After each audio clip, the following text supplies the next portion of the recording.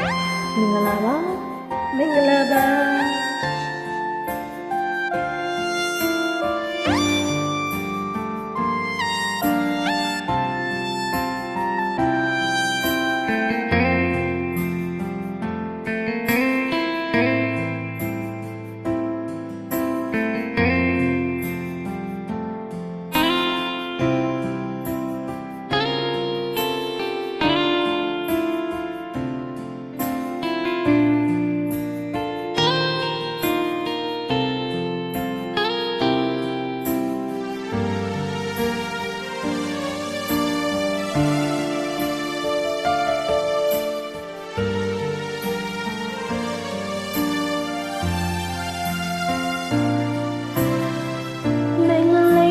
စကားပြောဖြစ်တဲ့အချိန်ခါရီတိုင်း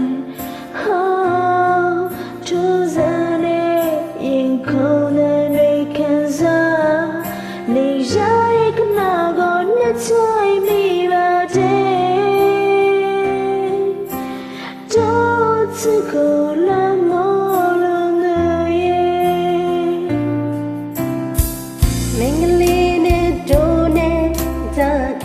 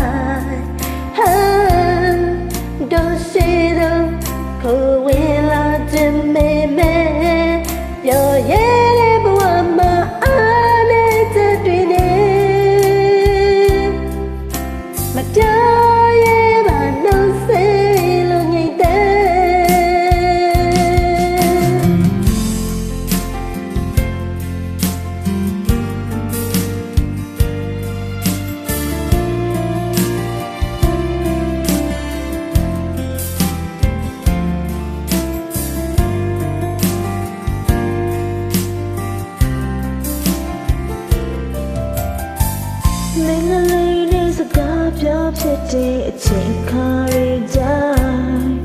ဟောထူးဆန်းတဲ့ရင်ခုန်တဲ့ခံစားနေရတဲ့ခဏကိုနှစ်ချိုင်မိနေခဲ့တော့ဘဝကိုလာမောလို့နေရဲ့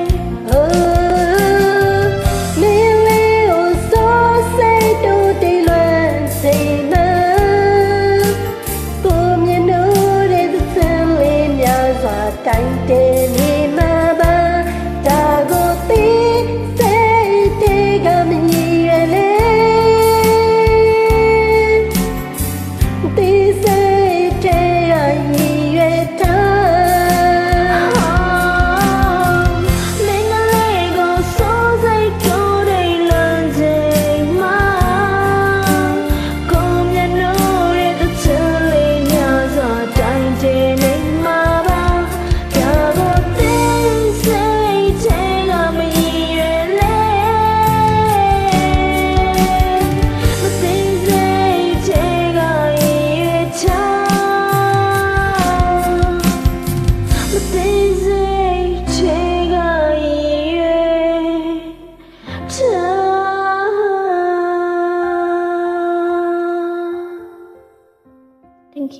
Thank you.